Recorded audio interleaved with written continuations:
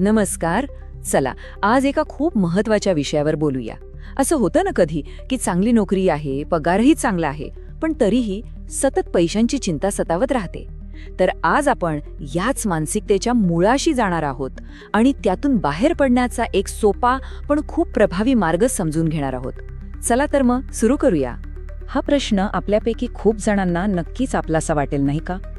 चांगली नोकरी आहे, पगार वेळेवर खात्यात जमा होतो, पण तरीही महिना संपायच्या आधीच पैसे संपले ही भीती मनाला का पोखरत राहते? आपण सतत ब्रोक आहोत असं का वाटत राहतं? यामागचं नक्की कारण काय असेल? आपल्याला वाटतं की समस्या कमी पगारात आहे. अरे, पगार वागला की सगळं ठीक होईल. पण गंमत म्हणजे खरी समस्या ती नाहीये. खरी समस्या आपल्या आत, आपल्या सुप्त मनात दडलेल्या एका प्रोग्रॅममध्ये आहे. याला आपण नेव्हर इनफ किंवा कधीच पुरेसं नसण्याचा डेटा म्हणू शकतो. ही एक खोलवर रुजलेली मानसिकता आहे. चला तर मग हा स्कॅर्सिटी प्रोग्राम नक्की आहे तरी काय हे जरा जवळून बघूया. हा एक असा अदृश्य डेटा आहे जो आपल्या नकळत आपल्या प्रत्येक आर्थिक निर्णयावर आणि आपल्या भावनांवर नियंत्रण ठेवत असतो. तर हा नेव्हर इनफ प्रोग्राम म्हणजे सोप्या भाषेत सांगायचं तर ही एक कमतरतेची मानसिकता आहे. ही अनेकदा आपल्या आधीच्या पिढ्यांकडून नकळतपणे आपल्यापर्यंत पोहोचलेली असते आणि याचमुळे आपला पगार कितीही असला तरी आपल्याला पैशांची चिंता वाटतच राहते. हे विचार ओळखीचे वाटतात ना?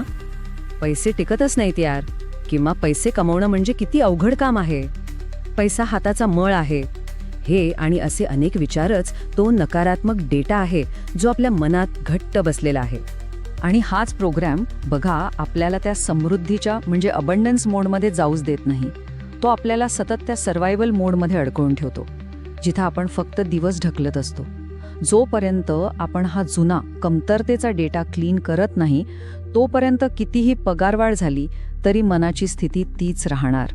मग साहजिकच प्रश्न येतो की यातून बाहेर कसं पडायचं, हा डेटा क्लीन कसा करायचा? तर घाबरू नका, यासाठी एक खूप सोपी पण शक्तिशाली पद्धत आहे जिला होओपोनोपोनो असं म्हणतात. चला ती समजून घेऊया. याची पहिली आणि सगळ्यात महत्त्वाची पायरी कोणती आहे माहिती आहे? ती म्हणजे आपल्या बँक बॅलन्सकडे बघताना किंवा त्याचा विचार करताना जी भीती वाटते ना तिला फक्त अनुभवणं. तिला चांगलं वाईट असं काहीही न म्हणता फक्त ती भावना प्रामाणिकपणे स्वीकारणं. आता आपण या प्रॅक्टिसच्या अगदी हृदयाकडे म्हणजे त्याच्या गाभ्याकडे वळूया.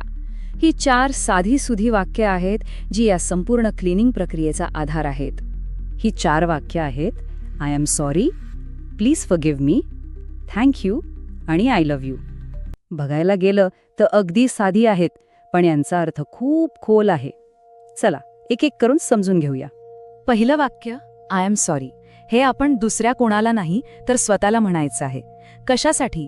तर माझ्या आत ज्या काही जुन्या आठवणी आहेत, ज्या मला सतत पुरेसं नाही ही भीती दाखवतात, त्या सगळ्यांची मी जबाबदारी स्वीकारत आहे. त्याबद्दल मी दिलगीर आहे. दुसरं वाक्य आहे प्लीज फॉरगिव्ह मी, म्हणजे मला माफ कर. कशाबद्दल? तर आजपर्यंत माझ्याकडे जे काही होतं त्याचं महत्त्व मी जाणलं नाही, त्याबद्दल मी कृतज्ञ राहिलो नाही, त्यासाठी मला माफ कर. तिसरं वाक्य थँक्यू. हे आहे आभार मानण्यासाठी. माझ्या आयुष्यात आज ह्या क्षणी जे काही पैसे आहेत, जी काही समृद्धी आहे, त्या सगळ्यासाठी धन्यवाद. मला हे दाखवून देण्यासाठी धन्यवाद की मला आधार आहे. आणि शेवटचं चौथं वाक्य आय लव्ह यू. हे प्रेम आहे माझ्या कष्टांसाठी, माझ्या पैशांसाठी आणि सगळ्यात महत्त्वाचं माझ्या स्वतःसाठी. हे स्वतःला सांगणं आहे की मी आता समृद्धी स्वीकारायला तयार आहे, मी एक स्वच्छ पात्र बनायला तयार आहे. ठीक आहे, तर ही प्रॅक्टिस समजली, पण आता हिला आपल्या रोजच्या आयुष्याचा भाग कसा बनवायचा आणि नुसतं टिकून राहण्याऐवजी खऱ्या अर्थाने समृद्ध कसं व्हायचं ते बघूया. इथे एक गोष्ट पक्की लक्षात ठेवायची आहे. जेव्हा कधीही मनात विचार आला की अरे पैसे कमी आहेत माझ्याकडे, त्याच क्षणी थांबायचं आणि या 4 वाक्यांनी तो विचार क्लीन करायचा. खरं तर हीच ती किल्ली आहे जिथून पैशांचा प्रवाह आपल्या आयुष्यात सुरू होतो. म्हणजेच आता फक्त तग धरून जगणं बास झालं. आता वेळ आहे भरभराटीने जगण्याची. Stop surviving, start thriving. एक गोष्ट कायम लक्षात असू द्या, पैसा किंवा समृद्धी म्हणा ही नेहमी तिथेच आकर्षित होते जिथे शांतता असते आणि जिथे असं क्लिनिंग सुरू असतं. म्हणून क्लिनिंग करत राहा.